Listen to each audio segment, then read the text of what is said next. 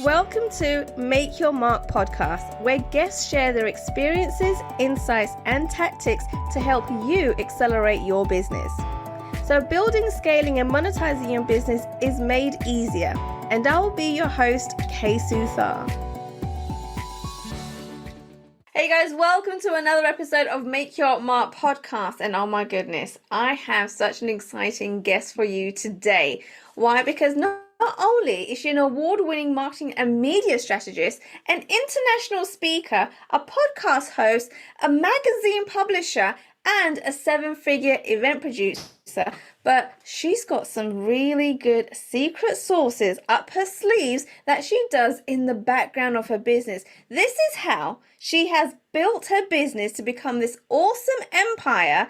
And the thing is, she still travels all around the world. Very recently, she just came out from Italy. So we're going to find out how she's built such a huge empire. Please welcome to the stage, Patty Farmer. Oh my goodness, Patty. I am so excited to have you here. I am so excited to be here. This has been a time waiting for it to happen and stuff, but I'm so glad everything aligned and we were able to be in the same room together, so to speak. Right, exactly. So do you know what? And just talking about that, with all the things that's been going on with yourself, with me, with, as business owners, we constantly are on the go, right? So we're going to have to touch on that topic as well as to how you actually keep going with all the things that you're doing, right? But before we get into that topic, right, I would love for you to share with our audience a little bit about your background, because we all know that a business isn't just produced out of thin air or overnight, right? There is a journey that everybody goes through. So what did your journey look like? It's really kind of interesting. So while I live in Dallas, Texas now, I'm from Las Vegas. And so when I lived in Las Vegas, I was in the marketing industry as well as the mortgage industry. And I literally had a brick and mortar business, 2 different offices, and I was in both of them. But then in 2008, we all know what happened to the mortgage industry in 2008. But 2 months before that happened, my husband got transferred to Dallas and we moved to Dallas. So I was able to sell both those businesses there before we moved. So thank goodness. But here's where the trajectory of my business changed. So I always loved marketing. It was the most important thing and the thing that I loved. And I think it's even what made my mortgage company successful. So here I am one day in Dallas where they told me it never snowed, but it was snowing on this day, right? And I'm sitting in the living room waiting for my furniture to get delivered. And in that moment, I was having a pity party, right? You know how sometimes we have a little pity party, and I'm thinking, what in the world am I going to do here in this huge metroplex? And I didn't know one person, right? And so I just sold my mortgage company and I didn't know anybody. And I pretty clearly realized that opening up another mortgage company in the mortgage meltdown wasn't going to be a smart move. So I was like, what am I going to do? So after I had a pity party for about 3 minutes, I said, Patty, put your big girl panties on. And what are you going to do? Because you're in a metroplex and you don't know anybody. So you can either feel sorry for yourself and you can think of it as an opportunity. So I got up, I walked over to the refrigerator. I put a sticky on there that said 100,000. And when my husband got home, he's like, what's up with the sticky? I said, I don't know anybody, but here is my commitment. By the time 1 year goes by, I am going to know and be connected to 100,000 people, and I'm going to make $100,000 doing it. And my husband's like, what a great goal. I did it in 9 months, didn't even take the year. So I did it in 9 months, and that was what changed, like literally my whole business was that decision. I can still remember it as clear as day. And then it was, I was in marketing, right? And I was like, okay, how am I going to make that happen? That was my commitment. And so then I just moved on and just did everything I had to do to make it happen. Oh my goodness. And that happened so quickly, right? Like you must have been like working all the hours of day and night, not getting any sleep to make that happen so quickly. Like, how did you manage all of that? Well, I didn't do it by not sleeping and taking all that time. So that's not how I did it. It was really about realizing what were the skill sets that you have. Like, it doesn't matter what business you're in. And I knew that really the number one thing that I knew how to do was really to connect, right? That was really my thing. My superpower was being able to curate other experts and that I had a huge global community. And it was like, okay, I just need to tap into that. So, you know how people say all the time, oh, I'm looking for speaking ops, I'm looking for, the networking ops. Well, really, ops for me just stands for other people's people. So, other people's people being of service. That's what ops is to me. So, how can I be of service to other people's people? And I knew that's how I was going to need to do it. And literally, I just realized that I needed to tap into that. So, I'm going to say, and I know that there's ways to do things and then there's ways not to do things. So let me just share one of the ways I think your audience will recognize. Here's how not to do it. Okay. And how a lot of people are doing it. Uh-oh. So basically what they do is they belong to a lot of organizations and groups. So kind of think Facebook group, whether it's a paid Facebook group or not. And what happens is they kind of spend all this time, for lack of a better word, trolling for somebody to say, I'm having this problem. And then 50 people come on there and say, oh, I can help you with that. I can help you with that in multiple ways, DM me, do this, do that, and I can help you with that. Why wouldn't the world would you want to do that? Right? So that doesn't work. Here is a better way to do it. A better way to do it is to just build a relationship with the person who's the host of that group, the organizer of that group. Because here's what happens. First of all, some of the best groups that you can be in is where people who do what you do kind of overlap with you. Right. However, the people in that group already probably have a relationship with that organizer. And if she overlaps with you or he in any way, shape, or form, they're going to feel a loyalty to that person. Right. So how in the world do you compete with that? Here's how you do it. You build a relationship with the organizer. You have a conversation with her and say, I want to be of service. I have checked you out. I know what you do. I love what you do. Don't want to step on that. Want to know what are other ways can I support your group? And I would love for you to come into my group and to put you in front of my audience. How can we make that happen? So here's what happens when you do that. First of all, they love that you didn't do what everybody else is doing. Right. Two, they also don't want you trolling in there and trying to cherry pick out people from their group that they've spent time to build. So what will happen is they will endorse you in the group. So all those loyal people to them, when they see that person endorsing you, they're like, oh, I guess it's okay. And the best thing about it is when you build a relationship with that person, they're pretty much going to say, you just need to ask the question. And this is the question we should always be asking. Okay. Who do you know that I need to know? That's the magic question. So I hope everybody's writing that down. Who do you know that I need to know? And they'll say, oh, well, you need to know such and such, such and such. And then you'll be like, oh, would you be willing to do an intro? When you do that in those groups, why in the world would you want to troll through a group that may have hundreds, if not thousands of people, when if you just build a relationship with the organizer, she's going to say, oh, so Patty, here's who you need to know. You need to know this person, and this person. And if they just give you 5 people, then when you connect with those 5 people, you just need to ask each one of those people, who do you know that I need to know? And let them tell you the next 5 people. So that's how I did it so quickly. But I also knew I had community. And since they were in that group, I was introducing to people that wasn't in that group that they never would have met if it hadn't been for me.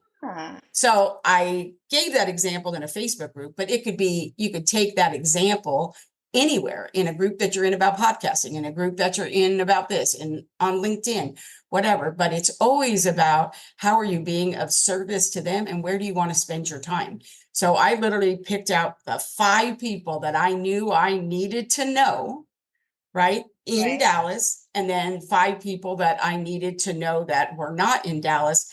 That's where I spent my time. And that's why in 9 months, it was literally like 160,000 people that I was able to connect with. And the rest, as they say, is history. Wow. Oh my goodness. Okay. So to break this down, you really simplified this, right? Instead of knowing or trying to get hold of thousands of people, right, so hopefully work with you, you said no. Just 10 people in Dallas, people outside of Dallas, 5 people outside, and you're just going to focus on those people. right? But the thing is, most of the time, and you probably find this as well, most people don't know who they're looking for. So how did you work that out? That's a great question. So for me, it's always about what was my goal? Like, what was my goal? So I always like to reverse engineer everything. Yeah. Obviously I'm in marketing. So like sometimes it's like, well, what is it that I was trying to do? Well, did I want to have a mastermind? Did I want to do a retreat? Did I want to have a course? Whatever the case may be, you just Mm, need to look at that and say, okay, if I don't already know the people, right? Then the question really is, well, who else? Remember, other people's people. Who do I know? So we'll just say you're going to do a course. You're going to do a course or a group program. We'll just use that as an example. Well, who else do I know who is serving that audience already, but in a different way than me, right? So we have similar audiences, right. right? But we're not competitors, right? Mm, Personally, I don't believe in competition. I think it's an integrity issue. But with that said, who is it that you overlap with? Then that is the person that you really want to connect with, because you're not selling to them and they're not selling to you. And it's really easy to have a relationship with them and just say, oh, I'm doing some market research. I'm going to tell you, hashtag market research is probably another key, which I'm sidebarring right now, but I will leave it back, I promise. Here's the sidebar for that. If you're not using hashtag market research, it is like literally the secret sauce. And here's why. Because when you ask people things like, sometimes, you may say, wow, I posted some really great content, but I got crickets. Why? Well, because sometimes when you're posting about it, people may be interested, but they're not ready for you to sell them. And they know that if they put anything in the post, the very next thing you're going to do is reach out to them and they're not ready yet. Like ah, you didn't tell them enough information. okay. However, naturally, people love to give their opinion. It's just our personality, right? So Right. if you just did hashtag market research and asked questions about it, people want to give you their opinion and they know that, oh, you just want my opinion. Like you're Mm, not trying to sell it to me. You just want to know what I think. And then you will get all kinds of people. So I have to tell you, every time I am thinking about whether it's pricing, which offer I'm going to do, should I add this to my offer? Is this an additional service? Is this a new market I want to step into? Market research is where you want to find it. People will tell you, but they don't have a reason to have to tell you. So they're honest. And that's how you get data and behavior. So in marketing, right, it isn't just data. We all know, well, not everybody knows, but we know that data is important, but behaviors is just as important. So when you get data plus behaviors, that actually is really where that is key. So to loop back to what the question was, that is how I used it. So I just started reaching out.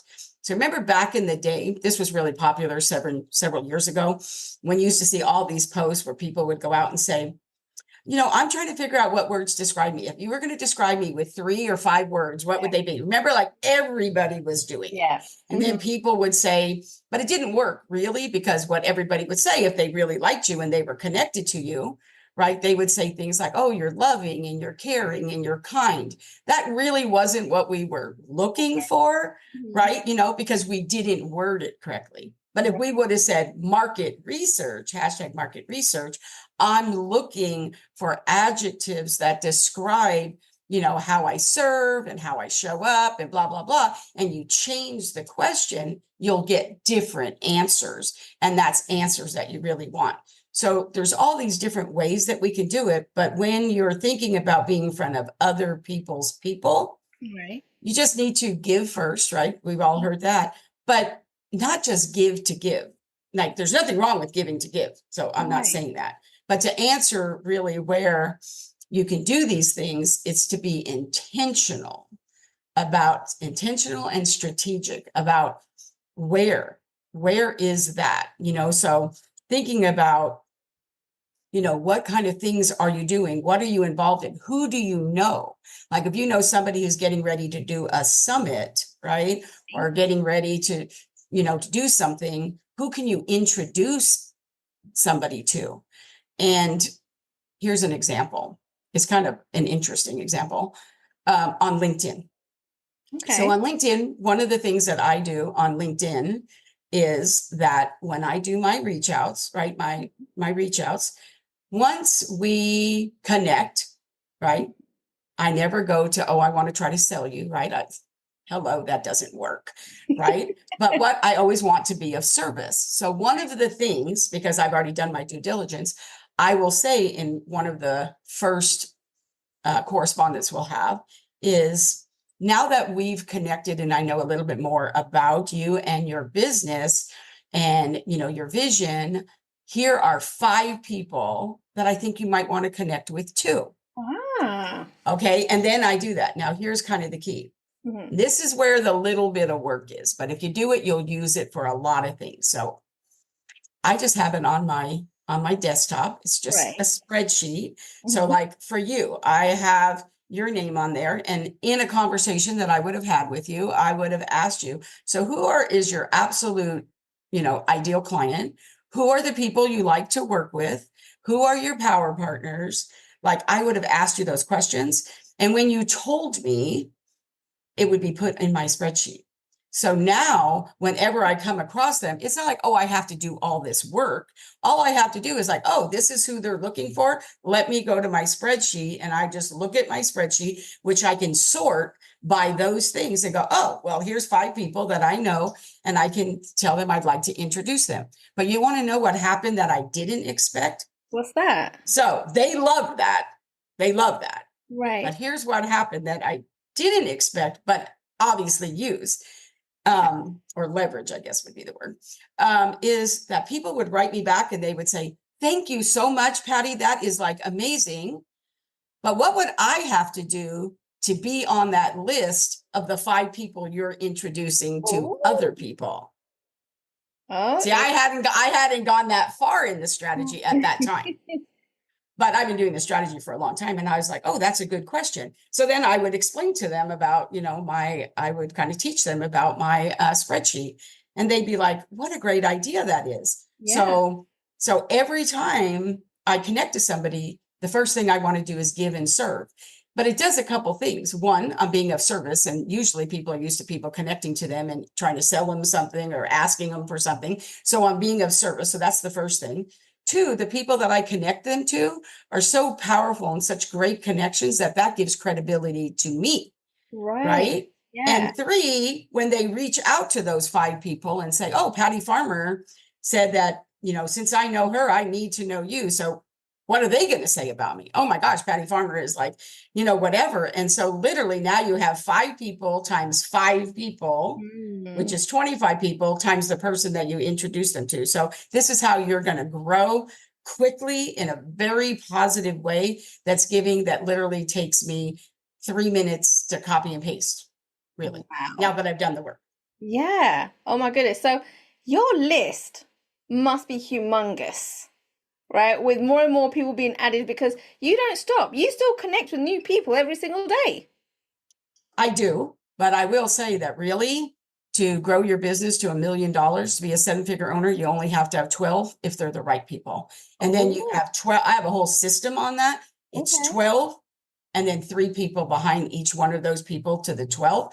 That's all you need. All you're looking for is the people to put in those spots. And then every year in November, which I call November, I audit all of them.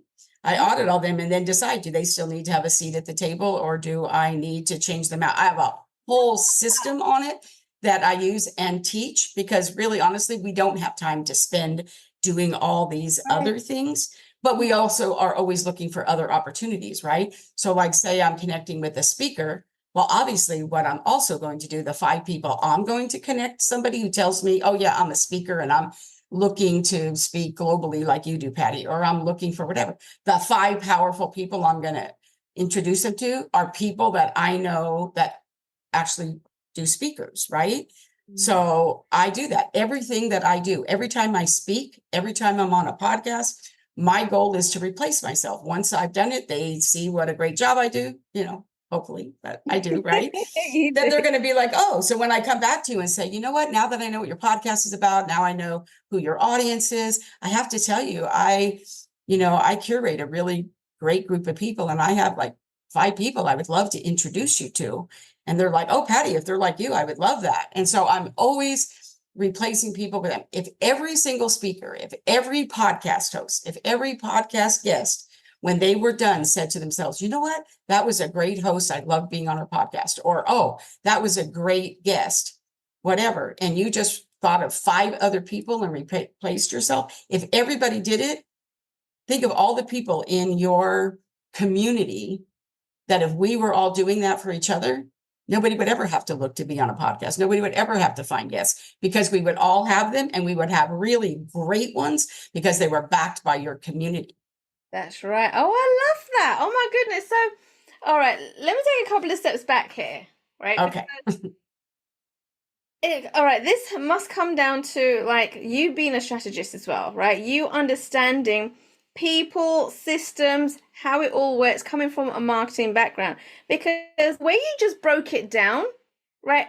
I don't think I've heard it explained in that way, right? Which also tells me that you're an awesome coach and awesome teacher. Okay. And so where did that idea come from? How did you know, all right, this is what I need to do to reach my goal in 12 months? And you did it in 9, right? But how did you know that? Like, were you coached? Were you shown? Where did that come about? Well, that's actually a really great question because it's not something I intentionally did in the moment. I love to say it did, but it Yeah. actually kind of grew as it was working. And I was like, oh, well, if this is what I'm doing, like if I put some more intention around it, and then I'd be like, oh, well, wait a second, this could be some strategy here. And then it kind of happened. But I have to say, that's why now, like you just heard me kind of break it down. But when I work with people, a lot of times people will hear me like, oh, well, Patty, that was really great for you. But like, how would I do that? Like, I don't know how I would do it. And I'm like, I Right. know that's what I do for my clients. Because a lot of times they don't know those people. They don't know who I go find them for you. I tell you who they are. And I say, oh, here's who the people that you need to have. And then here's the whatever, because really it's a system. It's a framework. Right. Yeah, So absolutely. it's a framework. I call it the freedom framework, but this is how you get freedom, right? So Hmm. I think it is really important. And, you're right. Like my list right now is 235,000 people today. Oh my Today I goodness. have 235,000 people. But here's the thing. You can't just have a list. I mean, because it isn't, I want to be very clear. How Mhm. many people on your list means nothing. Right. You can get to $1 million with 2,000 people on your list. So more people on your list does not equal more money. It's how active is your list? Are you nurturing your list? Are they, you know, do they respond? Like it isn't about like a lot of times people like to focus on things like vanity matrix, click rate and all that stuff. That doesn't actually, I mean, not that it's not good, but it doesn't actually tell the whole story per Hmm. se. Are you nurturing them? So like I also, like as you can tell, it's really kind of funny. But when I share some of the things, I'm like, oh, I guess I'm more into systems than I thought. Because Right. I always say, I'm not a system person. I'm a creative person. I'm a strategist. But I guess you do have to have a process, right? Yes. So I think it is very important. But even in my list, here's the thing. People will get on your list for a multitude of reasons. Right. I'm on a whole bunch of people's lists because I love their funnel. Like Mhm. maybe they even do what I do. I don't know. Oh, I love the way they did that. I want to see their funnel. Right. So just because people are on your list doesn't mean they want to buy from you. That's true. That is You very know, so what is it that you're doing? Like, how do you serve and support your list? Right. So there are strategies that I have into place that I serve my list, true. but then it's also my power partners that I have relationships with.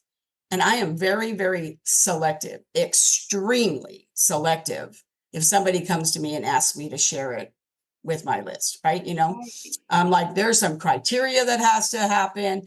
And this is where people can shoot themselves in the foot where, oh, I'm friends with you. And you just asked me to send that to your list. So I'm in marketing, and not to say this isn't a good topic, but my list wouldn't respond as well if I sent them something about, Reiki healing or feng shui or, Right. Right. even if like I think feng shui is fabulous and I love it, right? Whatever. But they could just hear me say that somewhere. And if they were interested, they'd reach out to me and say, oh, Patty, that kind of sounds interesting.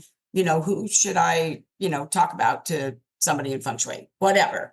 but I wouldn't send that to my list because that's not on topic. It's not my brand. It's not why people are on my list. That's the number one thing you need to ask yourself. Why are they on your list? Why do they listen to your podcast? Why do they come to your events? That is the most important question, is to put yourself in their shoes and then realize that we get inundated with stuff in our inbox. Yeah. On our, whether that is on social media, in our inbox there, whether it's our email inbox. And you just have to know that at any given time, they could have had 10 people try to sell them something. And then your thing comes in and they just have their finger on the delete button or the unsubscribe button, right? Mm-hmm. So you have to be of service all the time. Yeah. So it's really important. I love that. Now, going back to what you mentioned, right? Like people come into your email list, right, for different reasons, right? Whether they really love to hear what you have to say and they really want to know more about it, or if they're just checking out your funnels, right? And doing their own market research on funnels. You never know. And so right, we're not going to know this. We're not going to know the reasons as to how or why they jumped into your email list. So then when you then go into segmenting your email list, how do you categorize that? Or how do you go about sorting that out? Actually, you do know. You can know. Not you do know. You can know. Well, there are actually tools that will actually do analytics that will tell you how they came, and sometimes that helps. But really, you can know by asking. So, for example, twice a year, I vet my email list. Excuse me. Twice a year, I vet my email list very simply. I send an email out, and basically it says something like, I don't know exactly, but something like, I want to honor you. I appreciate the time, that you spend with me, and I want to make sure that I honor that. So I know things change in your life, things change in mine, so please choose the things you would like to hear from me. So for example, because somebody subscribes to my magazine, doesn't mean they want to hear my podcast. Doesn't mean it could, right, and often does, but it doesn't mean they want to hear where I'm speaking. It may not mean they want to hear about a different program. Like, we all have reasons, right? And so haven't you ever had somebody in your inbox, you're like, I didn't sign up for this to get this. I signed up for your email list to get this, right? So we need to honor that.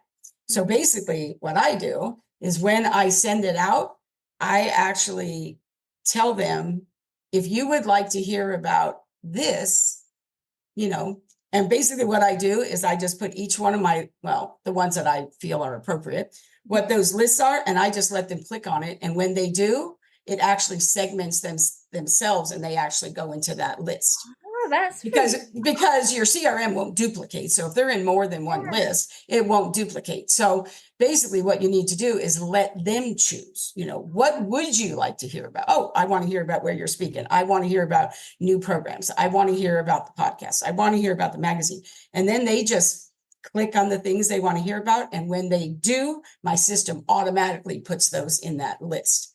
So this can sometimes be that they came in for one thing, but now they want to hear other things. So when I'm sending out something, so say I'm on a summit, that's a speaker summit. Well, now when I go to my CRM, right, I know, people who wanted to hear about speaking, I wanted to go to them. People who, I now know who I should be sending it to. So I'm never sending it to my whole list. And I have to tell you, this is a teaching moment and why I did it. Why I am so clear about segmenting my list. Right. Is one time I was on a summit, this is going to blow your mind. One time I was on a summit, and afterwards the girl wanted to come back and, do a little feedback. How was it for you? That kind of stuff, which I actually really thought was really wonderful. And then she said something to me. She said, you know what, Patty? And I said, what? She said, you had more people come in through you than every other speaker combined. I was like, really? And so I was all happy, right? I'm like, oh, that's awesome. And then she said, but, and I'm thinking, but what but could be after that, right? After somebody says you brought in more people than every other person combined. Uh-oh. And I was like, but, I mean, like literally, it shocked me. And Yeah. I was like, what do you mean, but? She says, but I know how big your list is, and I thought there would be more. Can you believe Oh, somebody said that to me? oh my goodness. After I had brought in more people than everybody else. And so I thought, oh, this is a teaching moment. Yeah. And I said, well, what do you mean? Yeah. And she said, well, I just know that you have a big list and I just thought there would be more people. I said, so let me get this straight. I think at that time my list was like 120,000, I think. And I said, you thought I was going to send your thing to 120,000 people? It's not like you're paying me, right? Right. And so I said, let me explain how this works. So Mhm. I said, when people do summits or whatever, they're doing it to grow their email list, right? Right. So now when somebody asks me, Patty, will you, be on my summit? I always say, well, I have a couple questions. They always want to question you to see if you're the right fit, right? I'm like, oh no, wait a Right. second. I have a question too. I always say, and people should write this down too. What is your marketing strategy? Or are we the speakers your marketing strategy? Meaning your list isn't that big and your whole strategy of asking us to be on there is because you want to get to our list. Is that your marketing strategy?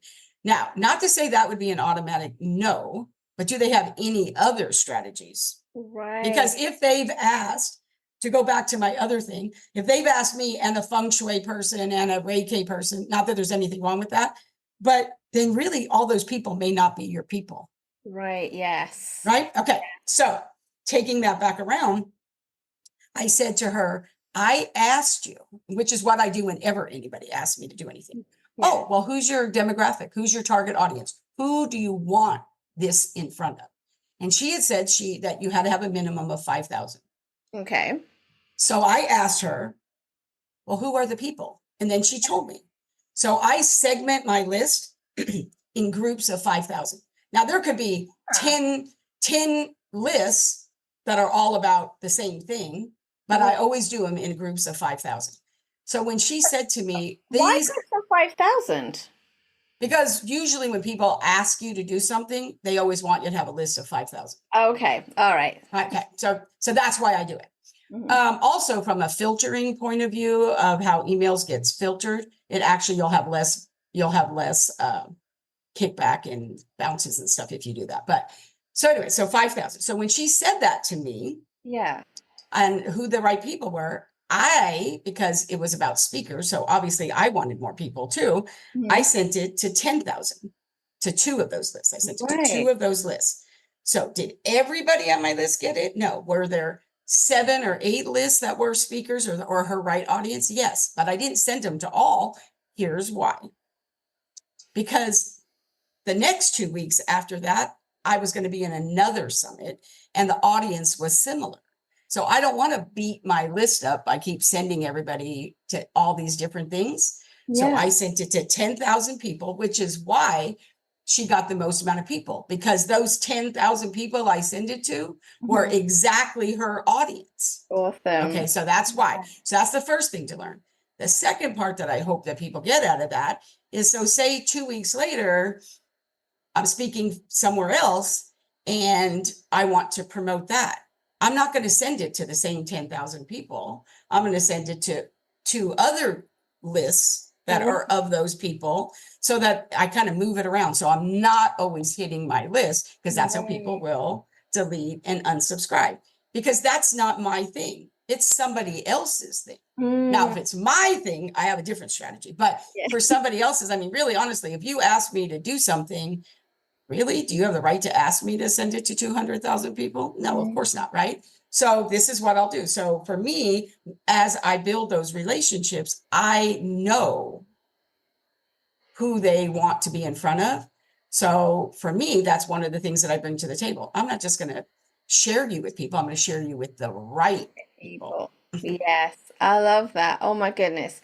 I love all of this, right? It's so funny because you earlier said that, you know what, you don't like planning, you don't like systems and all of this, but clearly you do, right? You've got a system, Well, all of these things. well, I'm in marketing and you have to have systems, but like the thing for me is I like to be creative. So I like to focus more on the relationships that I'm building and what can I do to serve them and how can we do things together. That's more exciting.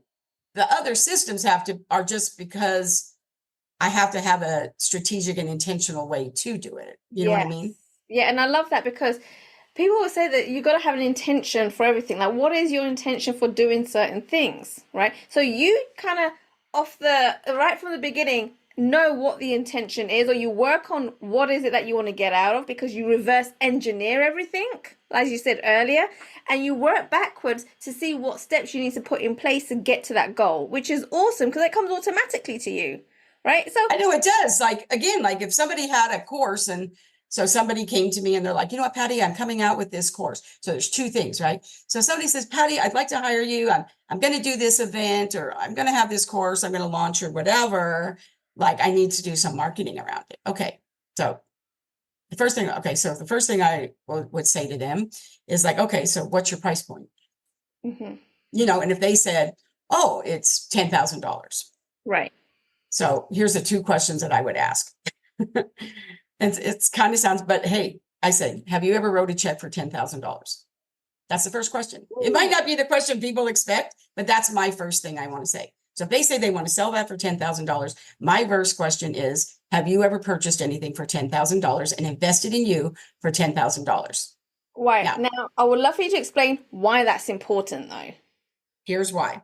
Because you can't ask somebody else to invest in you if you haven't invested in you. It won't ring true. It won't come across right. Like if you haven't invested in you, you're not willing to invest in you, but yet you're asking other people to invest in you. So that's always my first question. Wow. Now, so I mean, that's a question we should ask ourselves all the time. When you're thinking about doing your pricing, you need to ask yourself, wouldn't we all want to just say, oh, I'm going to create this high ticket offer for $25,000 and the most you've ever wrote a check for is $3,500? It's not going to work. It's just not going to work. First of all, you don't have the community. You haven't built relationships with the people that are going to do that. Now, I have to tell you, because of the relationships that I built, when I tell somebody, oh, I have this new thing I'm thinking about doing, can I run it by you? The last thing I did, I remember I had like 5 people that I really trusted. I'm like, hey, listen, I'm doing this thing. I kind of haven't got it all put together yet. This is what I'm thinking about doing.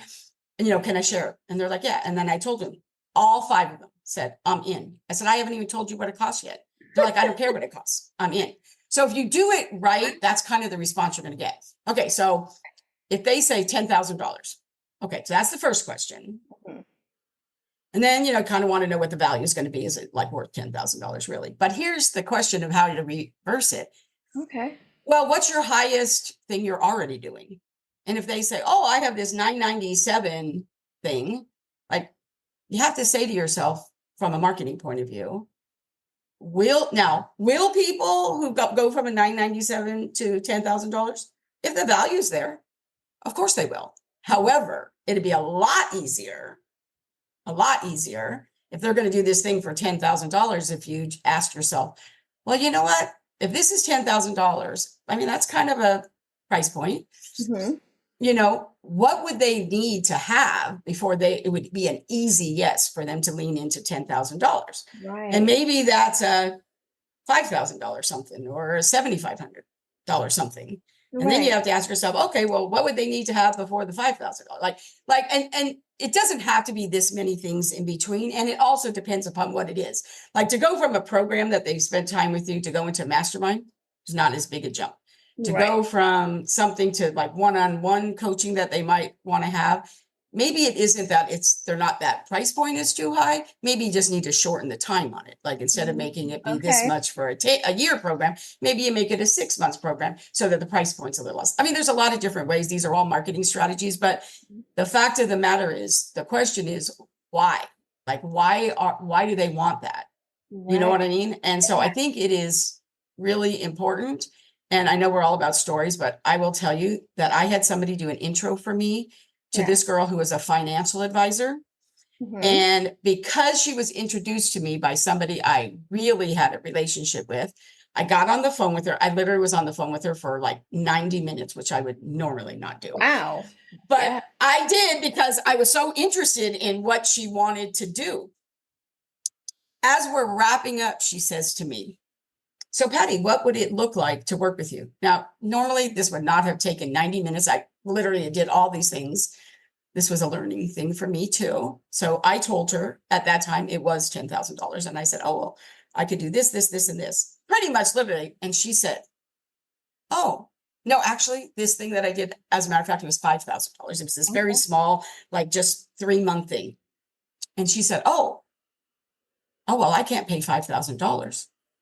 And I said, oh, okay, well, kind of let's talk about that. I said, well, what were you thinking? And Hmm. she said, well, I was thinking like $500. And Whoa. she said, do you have anything that you could do for me that would be worth $500? I said, I just spent 90 minutes with you on the telephone, and that was worth more than $500. Wow. So I realized at that moment that she probably wasn't going to hire me. So again, it was a teaching moment. So I said to her, I said, can I ask you a question? And she said, yes. And I said, what is your average commission when somebody hires you? Ah. And she said, about $6,000, could be anywhere between 6 and 10. And I said, okay. I said, so here's my question for you. In integrity, I said, in integrity, do you really feel like it is right to want to hire somebody else for $500 so they can tell you how you can get more $6,000 clients, and you don't think you should even pay them the value of one of those clients if they just brought in one of those clients? What Right. if I showed you how to do 1, 2, 5, 10 of those? And she said, wow, I never thought of it like that. And I said, because people don't understand pricing, right? Mm. They don't understand the strategy of pricing and who you're talking to. And this is why when they get into conversations, like there's a way to not sell, to just invite that makes sense. But you have to have the right strategy. You have to already know who those people are. And sometimes it's about, like, sometimes people will come to me and say, you know what, Patty, this is kind of what I have been doing, but I want to do this. And Right. they'll say, oh, I want to do it next month. And I'm like, okay, do you have the people? Do you have those people? And they're like, no. And I'm Right. like, okay, then really what we need to do is have you put that off for like 3 months, and let's work for 2 months on getting you in front of the people that might say yes to that. And then that's what I have to do. Then I have to go out and find those people for them and do all that kind of stuff. So it can all be done, but the strategy and the intentionality of when to do what when Right. matters. Does Oh, that I make love sense? that. Yeah, I do. Oh my goodness, you totally broke that down. You're an awesome teacher. Like you can break things down and really simplify it and put it in a way that we can understand it. I love it. Thank you. It's awesome. Now, Thank you. I do want to touch on a little bit of some of the fun things, right? Because you're not all about business, because business has to be fun too, right? That's my biggest criteria. My criteria for myself is that, does it bring me joy and does it feed my soul? That is the number one criteria for Love me, because I'm all about designing the lifestyle you want to live and then building a it. business that supports the lifestyle, not the other way around. I love that. Now, you very recently went and took a trip to Italy, right? And I think it was like 3 weeks to a month that you went away, right? Mhm. Yeah, Right. 3 weeks. It was great. Oh my goodness. Okay. So tell us a little bit about that, because you do those retreats and you go to Italy quite often. Mhm. I speak in Italy quite often, probably about 3, sometimes 5 times a year. Mhm. This trip was a little bit different because I was going for 3 weeks. I was going with 2 friends who were also clients. Mhm. Because if you build your business right, your clients do become your friends and your friends do True. become your clients, right? So we were going together. And so so there were places that neither one of them had ever been, but there were places I really wanted them to see. So in that 3 weeks, we were in 7 places. And in the middle, we met up with a group of 8 other girls, but we had days on the front and the back that were just us. And it was a phenomenal trip. Now, my goal for them was for them to see the freedom lifestyle, for them to go to the places that they wanted to go to because they had never been, and I Mhm. had been so many times. My personal goal was to do that and have fun with them and all that, right? That was Right. my goal. But for meeting up with the 8 people in the middle was part of a retreat that was different than I had ever done, meaning I wasn't speaking at this one, but I was doing market research, because usually when I go to retreats and do retreats, they're not in hotels. This thing, we were all going to be in 4 and 5 star hotels, and I wanted to see what that experience was. We were going to do a lot of things. So I wanted to check out those experiences so that the retreat that I am doing in 2025, like I wanted to be able to say, oh, do I want to do it this way? What were some of those experiences were really fun? Going to places that I hadn't been in the middle. There were like 5 places I hadn't been yet. And so it was really kind of a lot of market research to see what that looked like so that I could ask myself, would my audience and the people I serve, would they like it this way? Would they like it this way? Could I mix it up? What were some of those experiences? So it was kind of market research too, while I got to surround myself with my clients, my friends, meet new people, and go to places I hadn't been before. So that was really, really fun. Normally, when I travel globally, when I'm not on vacation, and I always add a few days at the beginning and the end to always be on vacation, but then I'm usually doing it from a speaking point of view, and I love speaking. I love speaking globally. Oh, I love that. Now, you went to Italy, right? And again, it's funny how the marketing strategist keeps talking about market research, right? And you've mentioned this several times in everything that you do, there's market research, which is really cool. And the fact you mix business with pleasure when you went to Italy, right? Like, Is how? there any other way? Is there any other way to, is there any other way to do it? Like, it is always about, I think that is literally why I added travel to my business. It was a hot button for me. And I just literally said, what are the things, like, you're building a business. What are the things you love to do, and how can you incorporate those into your business? Travel is important to me. I love it. It's my hot button. So I just decided early on, when I became a speaker, it's like, oh, great. I love speaking in Nashville and New York and, Yeah. all the places in the United States too. But I really love to travel internationally. How can I make that happen? So in the beginning, it was like, oh, I need to be speaking in those places. Now, I have to tell you, that really worked for me. I do an event every year in September, right? I've been doing it for 14 years now. That again helped my business. So this year we're sold out, 125 people. But of those 125 people, only 7 of them are from the United States. No Everyone way. else is from globally. I speak so much globally. Then they come. And of course, when they come to my event, right, they love it. That usually gets me more speaking back in the countries that they come from. And it kind of exponentially grows my business both ways. And then I have people to introduce them to that are here, and people here that I can introduce, whatever. So that has really worked for me. So last year we had 111, and 9 of them were from the United States. I have never had more than 10 people at this. I do multitude events, but this particular event is the global event. And I've never had more than 9 people from the United States attend. It's pretty much a global event. Wow, that is awesome. You see, because what you would expect, and I guess what you would hear a lot of, is you'll have more clients based where you're at, right? And then after that will be people from other different countries. But you've kind of reversed that. You're like, no, it doesn't work like that. You have more people globally than people in the US. Well, the thing for that is because I decided to do that. That was a decision. So think of like the target thing that everybody always likes to think of. Well, Yeah, you have the little spot in the middle. That's like your inner circle. And for right, me, I'm like, I'd rather have 4 quarters than 100 pennies. So I'm very tight with my inner circle, right? My right. very inner circle. That's kind of like my personal advisory board, the people here. And then you have the circle outside of that, right? And as that circle grows, the people that are maybe 3 rings out, those are all amazing people too. And you're doing introductions, but you kind of really protect the people as the circle gets smaller. So I'm very strategic about who I introduce them to. This is my inner circle. And so for me, remember when I told you earlier about you really only need 12 backed by Yeah. 3? Really, it's like, where do they fit as they're, when they come in, they may be here. Sometimes people introduce you, they're already here, right? Right. And if the goal is, everybody can't be in your inner circle, right?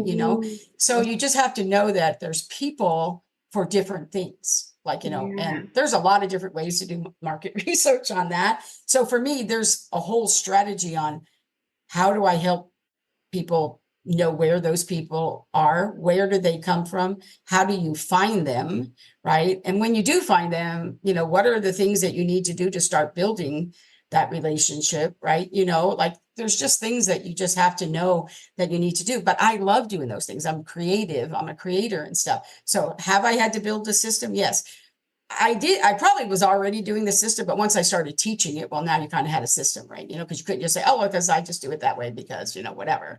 You had to Yeah. actually make it that way. And then all of a sudden I was like, oh, I do. And so I finally had to like, oh, I need to develop a framework so that I could teach it in a way that other people would understand because everybody isn't just like us, right? Yeah, no, I love that. I love that. Now, I feel like I can speak to you all day long, right? But I know you're busy and you got things to do, so I can't keep you here all day long. But I know you have a very special gift for our listeners. So I would love for you to explain what that is and what it can do for people.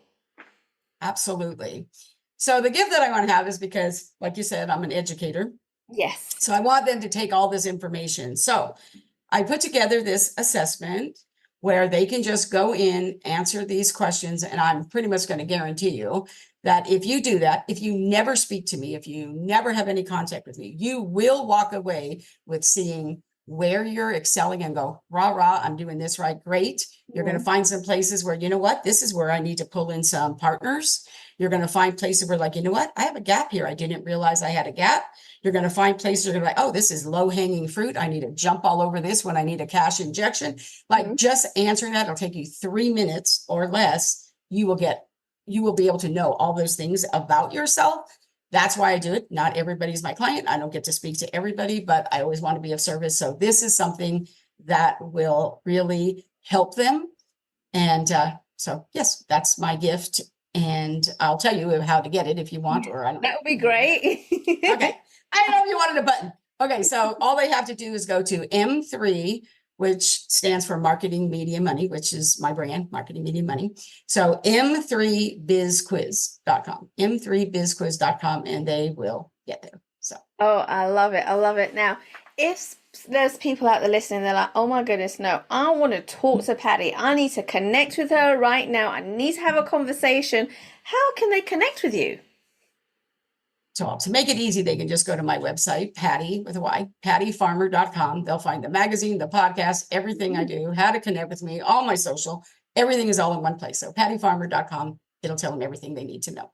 Fantastic. Now, guys, all the links will be in the show notes, so make sure you go and grab them, connect with Patty, and make sure you get that very special gift that she's given to every single one of you listeners. Go ahead and do that because it is going to change the way you see your business. It's going to change your perspective, and you're going to be able to identify the gaps like she already mentioned. So go ahead and download that and make sure you connect with her on all social medias and see what else she's doing because she is non-stop. Right? She's not going to stop anytime soon. And there's, like she said, she's a visionary, right? She likes being creative. And I guarantee you, she's got a few more things up her sleeve that she isn't letting on right now. So you want to make sure you follow her. So Patty, thank you so much for coming to the show. So many golden nuggets in such a short amount of time. Thank you so much. Thank you so much for having me. This has been just fabulous. I just love everything you do, Kay. And whenever we get to do things together, it's a win. It is definitely a win, right? And this is everything that you talk about. And you are magical. I love you, Patty. Oh, I love you too. Thanks for listening to Make Your Mark podcast at www.makeyourmarkpodcast.com. Make sure you hit that subscribe button so you get this and every other episode that comes out. We have lots of great stuff coming, so make sure you hit subscribe so you don't miss it. And thank you in advance for all the reviews and comments. I appreciate it so much. And I look forward to serving you in next week's episode.